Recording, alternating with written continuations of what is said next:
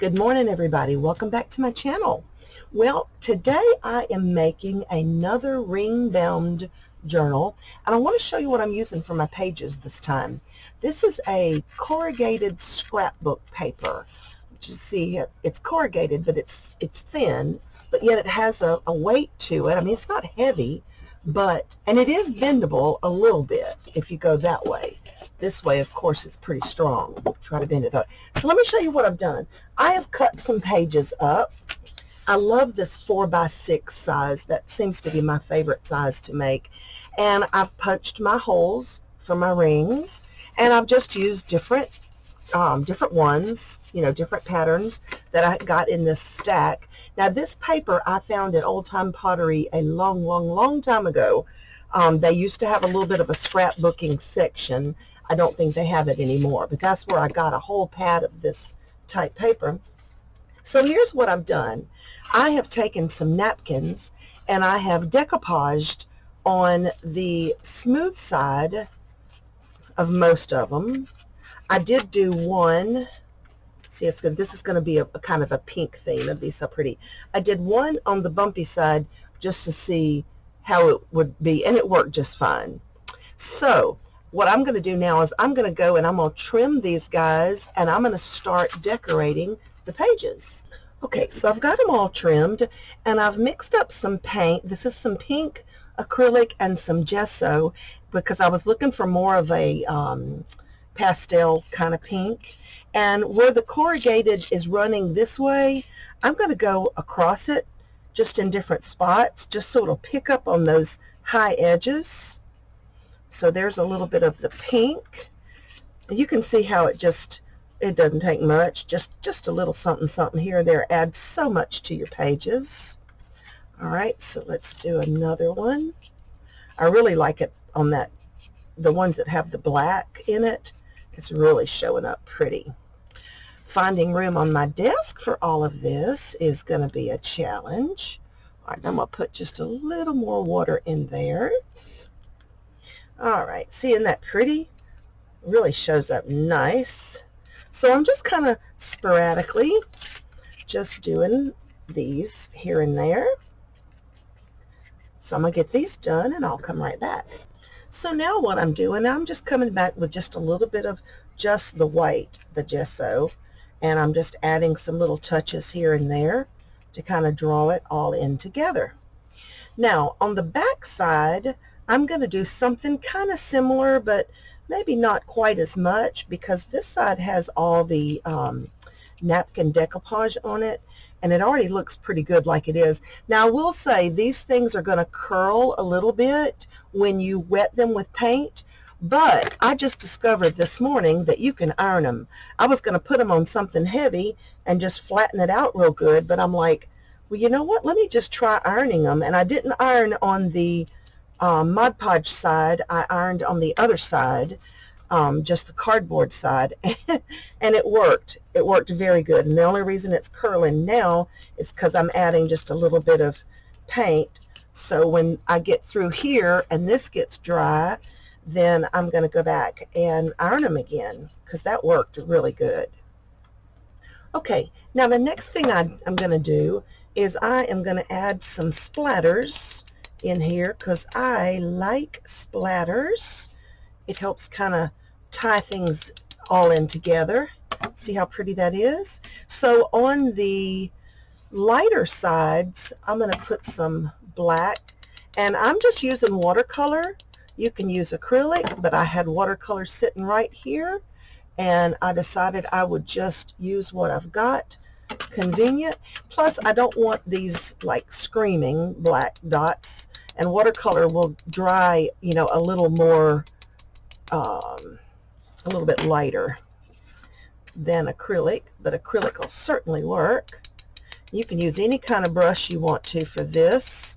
I've gotten used to just using a fan brush. That's been working really good for me. So I'm going to splatter all of these pages. And so on the darker side, I'm going to try some of this white watercolor. And if I don't get what I want out of it, then I will water down some gesso. But I just want a light few little sprinkles just like that. That worked just fine. I don't know if you can see that. I hope you can see that. Let's see if I can. Can you see the little white sprinkles? They're pretty muted. They're pretty muted, but that's okay. And this is rather messy. I'm not going to lie to you.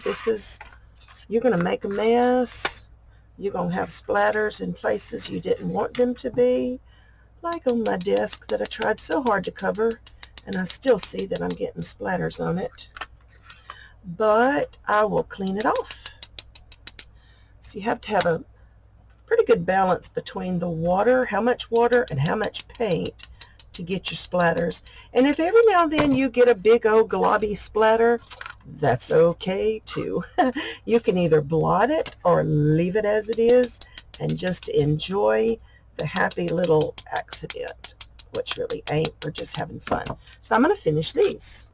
So now what I'm doing is I'm just going back with some rubber stamping, and I'm just kind of sporadically stamping some text here and there all around them. I'm using StazOn because it's permanent and it dries immediately, so I don't have to worry about that. Okay, so now we have a pile. We've got a pile now. All of this will make probably 2 journals. It's going to be way too much for one, so that's fine. Now the next thing I want to do is I want to take some modeling paste. I've got this right here made by Master's Touch. I found this at Hobby Lobby.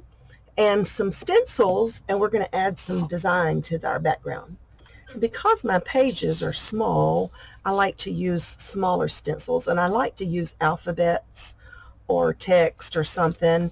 This one is just a Dollar Tree stencil. It's got words and all on it. So what I'm going to do is I'm going to take my modeling paste and a palette knife, and I'm just going to go over this stencil in spots. I'm not going to do the whole thing, just certain places where you want to create a little raised effect. Is that so cute? Oh my gosh, I love it. I love it. It's fun. It's fun. Especially when it's tiny. These tiny ones like that. See, I'm not even going to get that whole flower. I'm just going to do part of it. And see, there's one. So I'm going to do that to all the pages. Can you see how raised the effect of that is? I don't know if you can see. I mean, it's probably a 1/16 of an inch raised up off that background, and so it's going to be texture to feel once it's dry. Okay, ready to get messy again? I'm making another mess. All right, I'm just spraying these with a little bit of water, and I'm taking some of my black watercolor, and you can use anything in the world you want to, and you can see I'm just kind of dabbing it on there, and then I'm spraying it again, and I'm going to hold it up and let it run, which I apologize, I don't think you can see that very well, but what that does is just allows some of the color to get in places that it might not have been able to get.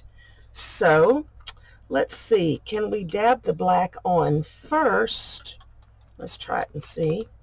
And then spray, and then hold it up and just let it run and drip. See, isn't that beautiful? Now compare that to this one. See, this just has so much more depth to it. So let's make this one comply. And you can see I'm just any old, splatter it here, splatter it there, have fun with it, and then let it drip. If it's not dripping the way you want, wet it a little more. And yes, they're going to curl, but like I said, when I get done, I'm going to iron them all out. So I'm going to go add just this little final touch to the rest of the pages. I just want to give you one more example of a before and after. Before, after. So yeah, it just has some, it just gives it some more dimension. It brings some darks into it. And of course, when you're playing with watercolor, it's very water friendly. Here's another idea before I do them all.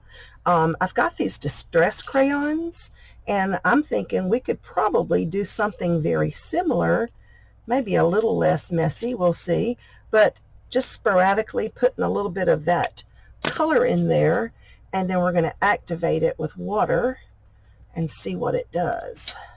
And of course, that'll give me some different colors too. Let it run a little bit. Yeah, see, I didn't get quite as much color as I want. I want more color. So just put the crayon in there a little bit darker. See, it just doesn't move like watercolor does, but I bet it'll be just fine if I do it, if I get enough of it in there. Oh yeah, okay, likey. Look at there. All right, so I might do distress crayons on the rest of these. This color that I just used is Gathered Twigs. This color is tea dye. I decided on this one, I'm going to mix a couple of colors and just see what happens. So I'm going to mix those together. I'm going to spray it really good and see what's it going to do. Yeah, that is pretty nice. But it does take a lot of color to get it to move and do what you want it to do, which is fun. Just fun. So see, that's pretty. So it's different. It's different than what the watercolor does, but it's still pretty. So yeah, I think I'll just use some different colors on the rest of them. So on these two, I used iced spruce and pine needles, and I just added a little bit of greens in here. This one I used the pine needles and the tea dye on it. And I do notice that you have to kind of take your finger a little bit and just some places where I might have got the crayon pretty dark, such as right there, which is okay. I don't mind it being dark in places. But if you don't want it to be quite that dark, just take your finger and just move that around a little bit if you're using a distressed crayon. Okay, so see, some of these have curled pretty good, so I'll have to go and iron these all out. And these are not quite dry, so I'm going to let them dry a little bit better before I iron them out. Now, this is the end of part 1, so stay tuned for part 2, and I will show you the book as we actually assemble it and decorate it. So anyway, guys, thanks for watching. Hope you have a wonderful and blessed day. Bye-bye.